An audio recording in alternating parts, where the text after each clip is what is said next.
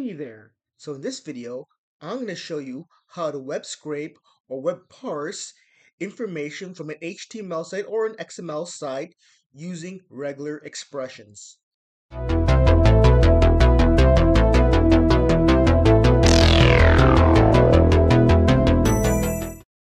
More specifically, we'll be using Node's JavaScript to extract information from stocks. I think we'll be using Google's website and information from stocks. For instance, I think I'll probably use NVDA. That's probably a good one.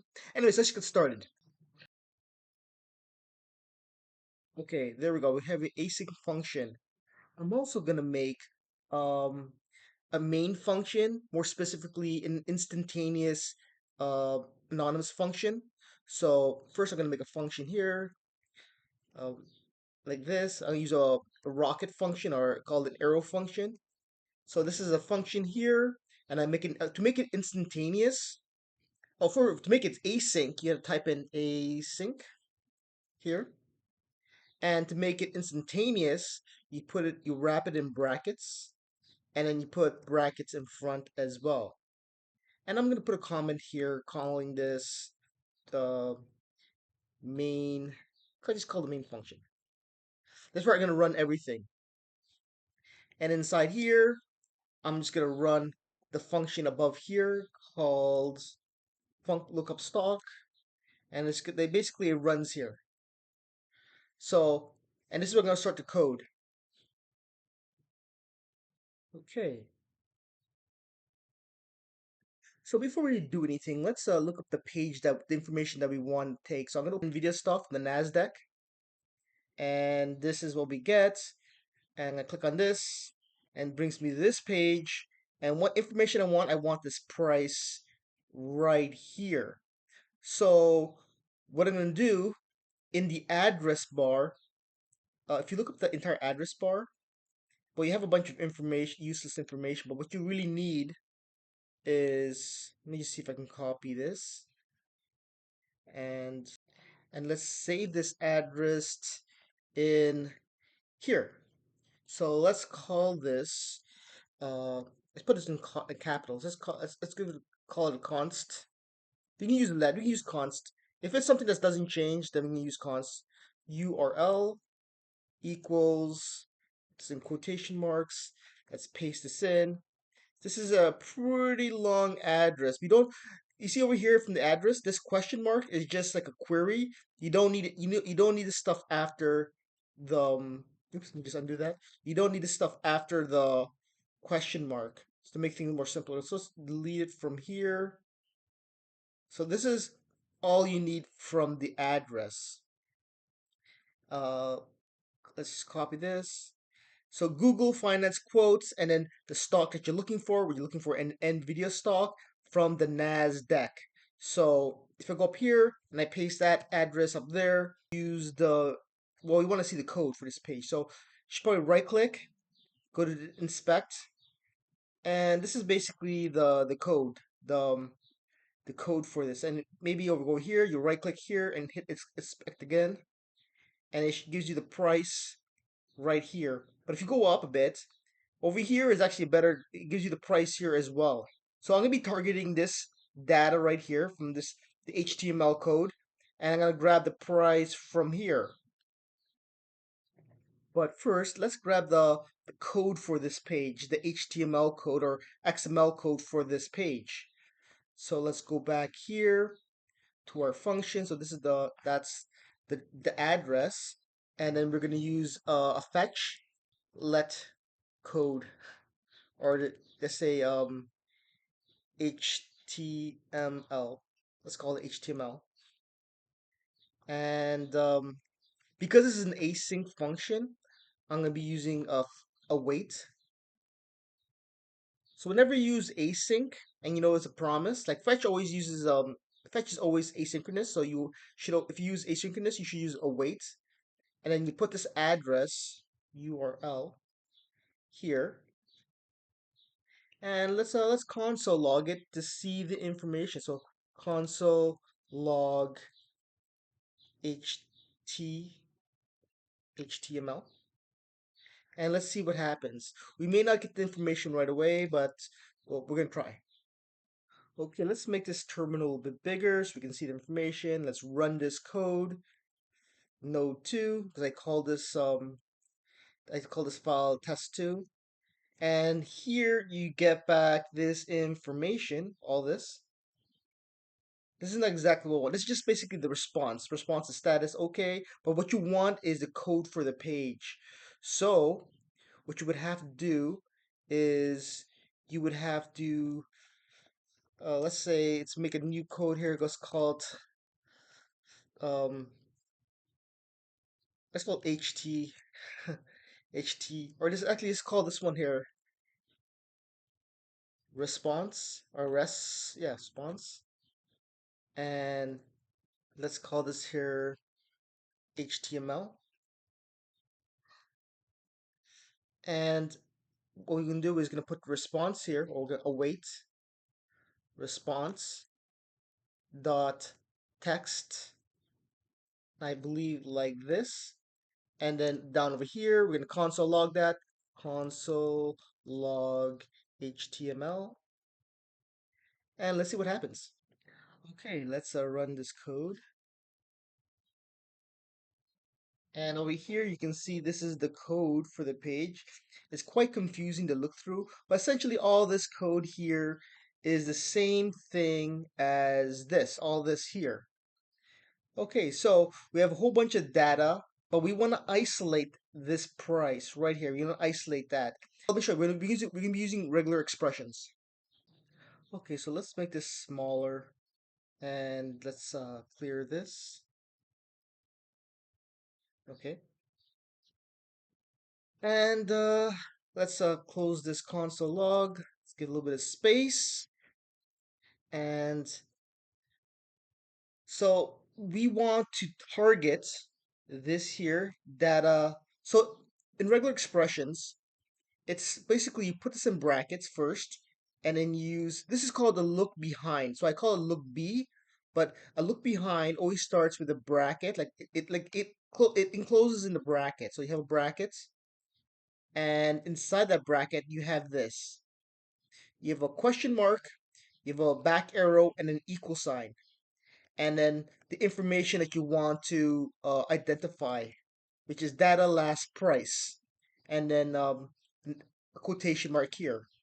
And this backslash is an escape, meaning that because this has a special meaning, so I want to see the quotation mark here. So basically, essentially, this is data last price, so it's going to target right over here, data last price, right? It's going to target that.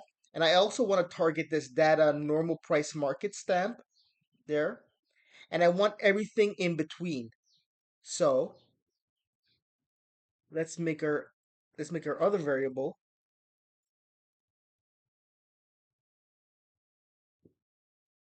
Again, actually don't you don't really need this backslash, but because because you have the literal quotes in front, but I put that backslash in there just to be sure. It basically escapes the meaning of this and shows the quotation mark.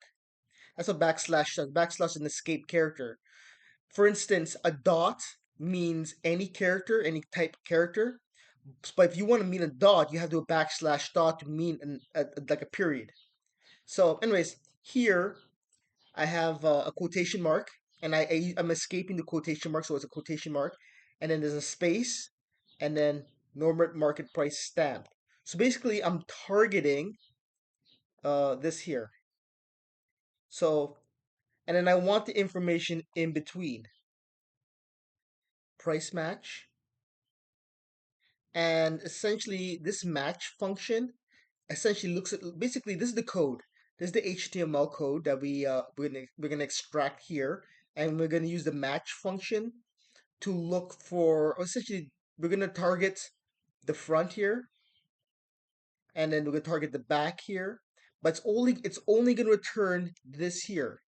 So let me explain what this is. So a dot here, this dot, and it's inside quotation marks because it has to be a string. This whole thing has to be a string. That's why it's in quotation marks. So this dot means any character, and this star means um, like basically multiples of this any character. So either 0 characters or infinity amount of characters. And this question mark means greedy or non-greedy. So essentially, it's gonna look essentially this look behind. It's gonna look for this, right?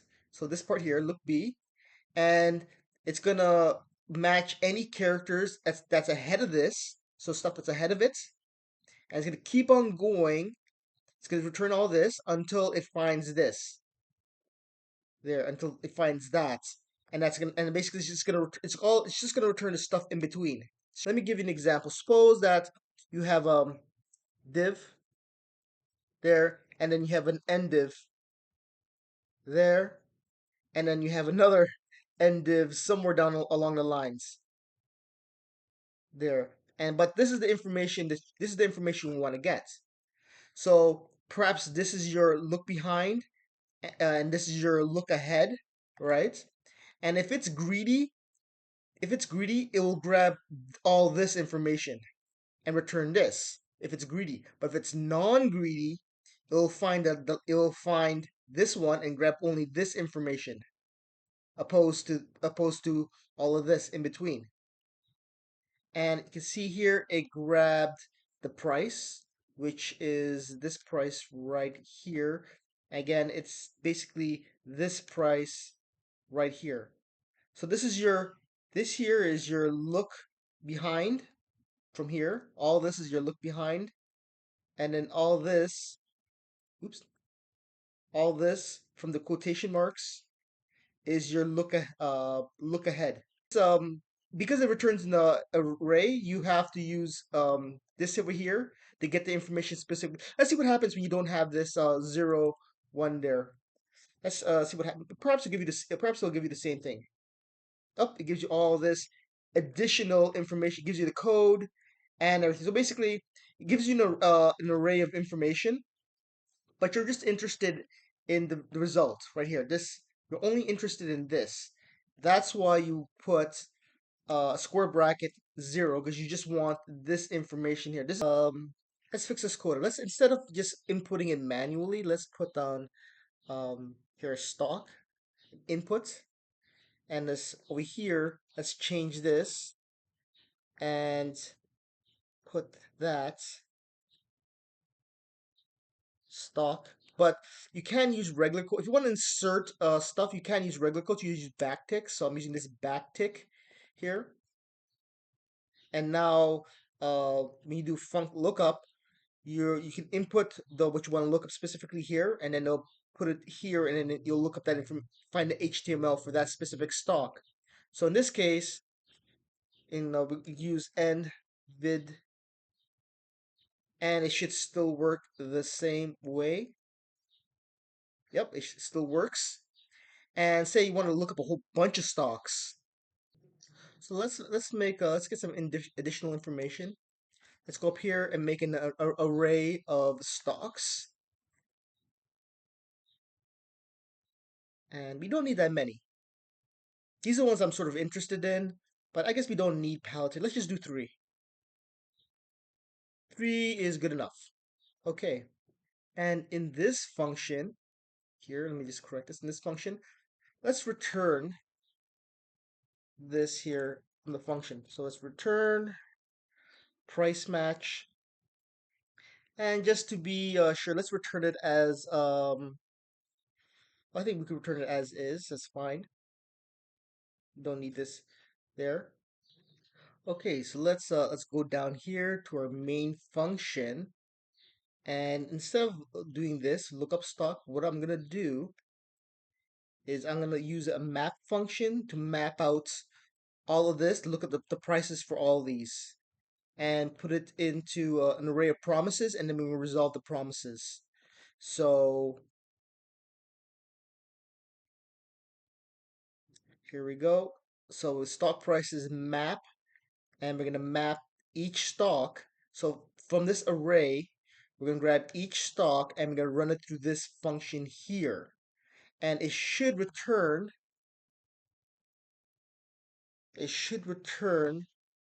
an array of promises.